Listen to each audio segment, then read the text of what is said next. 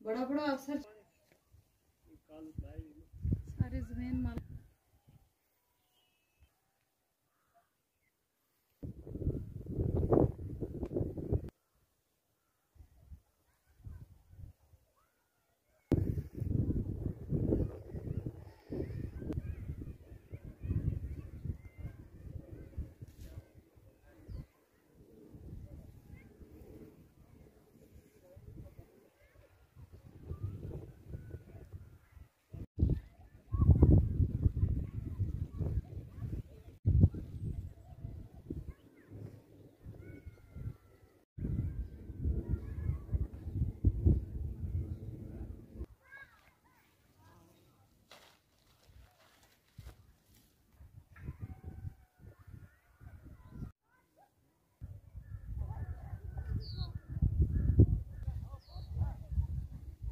मेरा नाम मंजूर इलाही है। मैं महाकुंड का रहने वाला हूँ। ये जो बिल्डिंग की आप खस्ता हाली देख रहे हैं सर, पिछले 20 सालों से हम देख रहे हैं। ना ही यहाँ पे कोई फैसिलिटी बन रही है।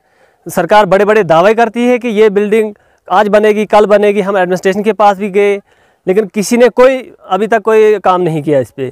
हम चाहते हैं कि इस बिल्डिंग को जल्द अज जल्द बने, ताकि लोग इसमें जो सफ़र करें, यहाँ से जो पेशेंट्स गूल संगलदान जाते हैं अपनी मुश्किलात लेके, बीमारियाँ लेके, वो यहाँ पे ही हल हो जाएं।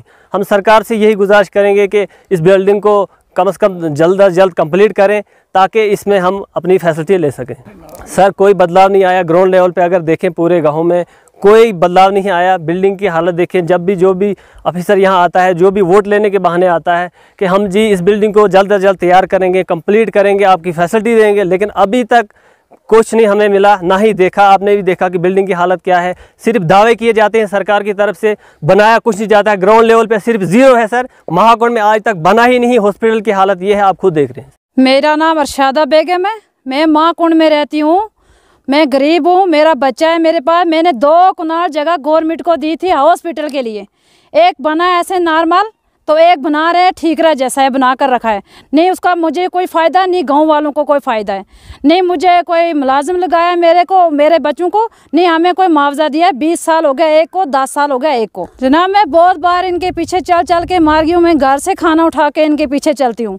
मैं ब्यामो साहब के पास गई थी, मैं श्यामो साहब के पास गई थी। मैं बार बार खाना घर से जाके तीसरे दिन मैं उधर दफ्तर में खड़ी होती हूँ, लेकिन हमारी कोई गौर नहीं सुनता है। हक हमें दे दे, नहीं तो मैं अपने 4 बच्चों को लेकर खुदकशी करूंगी। मैं गरीब हूँ, मेरा घर वाला मजदूरदार है। जमीन वही थी जो गवर्नमेंट लेगी, हम कहाँ जाएंगे। Subscribe now and press the bell icon. Never miss an update.